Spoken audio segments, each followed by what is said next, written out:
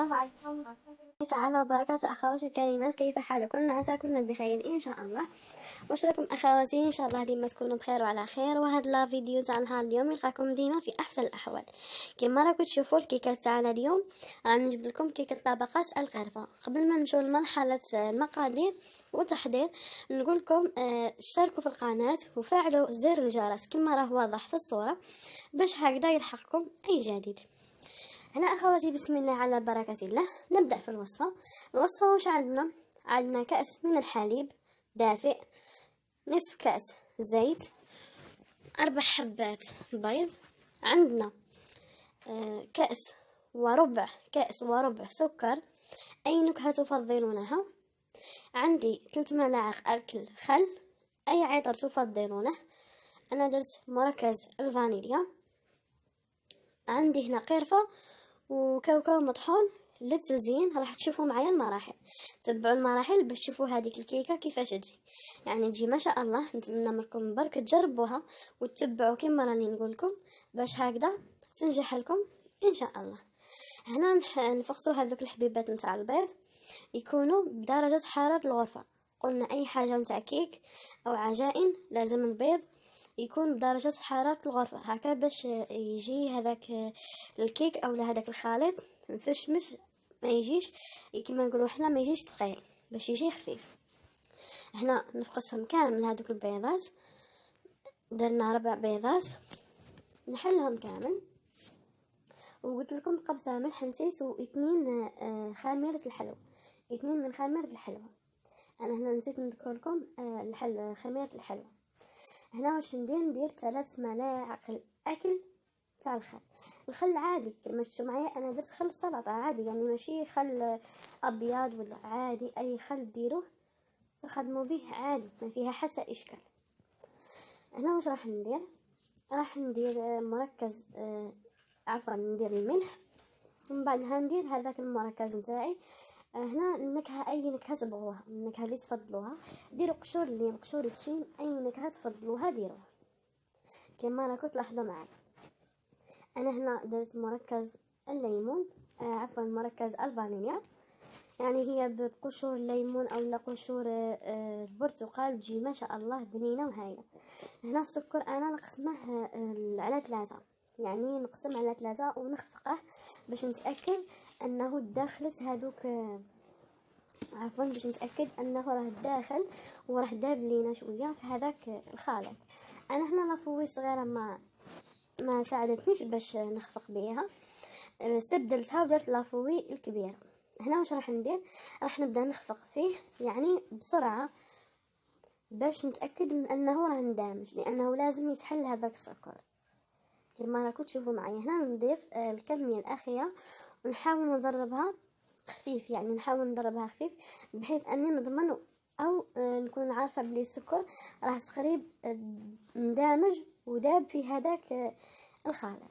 هنا نضيف هذاك نصف كأس من الزيت، نصف كأس ماشي عامر، يعني ماشي نصف كأس نيشان، قل من نصف كأس بأندوا. هنا راح نخلط كل هذوك المكونات ونزيد كأس من الحليب الدافئ. انا اخواتي قلت لكم كأس من الحليب الدافئ، لازم يكون حليب دافئ، ماشي يعني خاطرش انا داري فيه الخل باش تتفاعل لينا هذاك المكونات. هنا واش راح نجيبو من خل.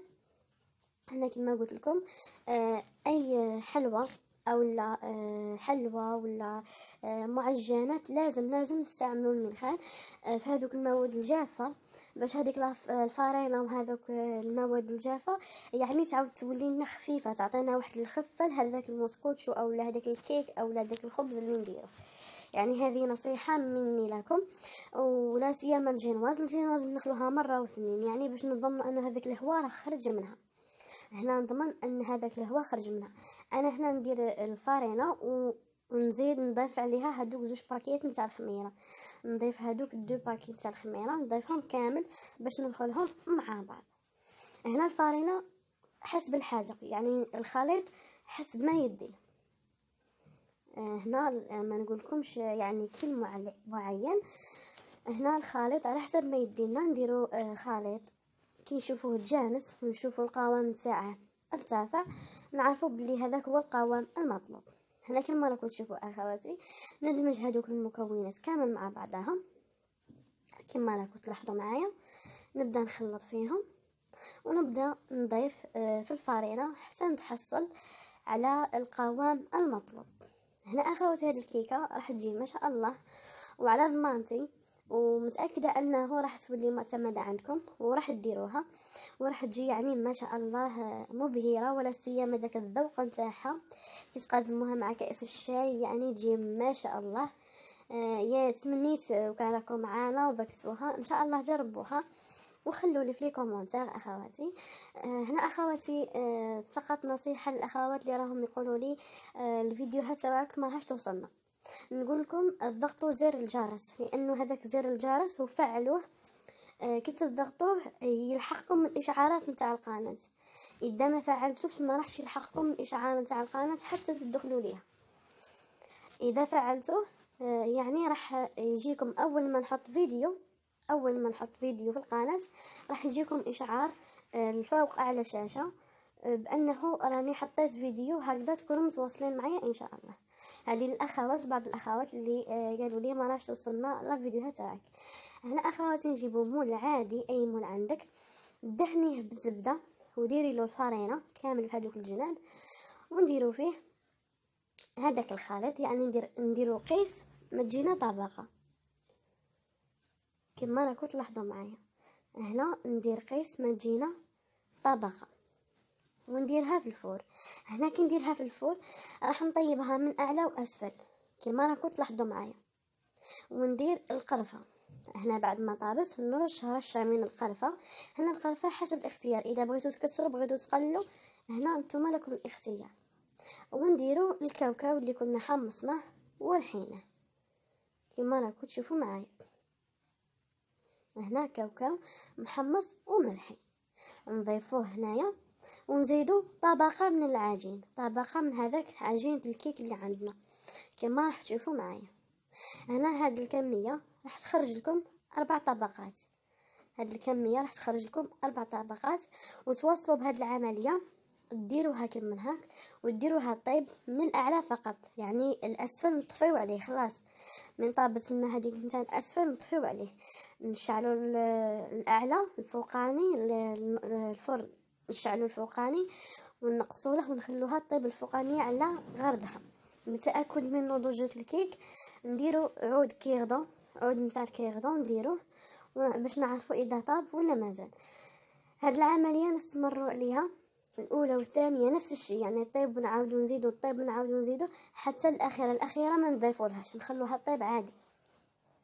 هنا بعد ما طاب لينا هذاك الكيك نتاعنا راح نحلو هذوك المول يعني نفتحه وراح ندير له الصوص.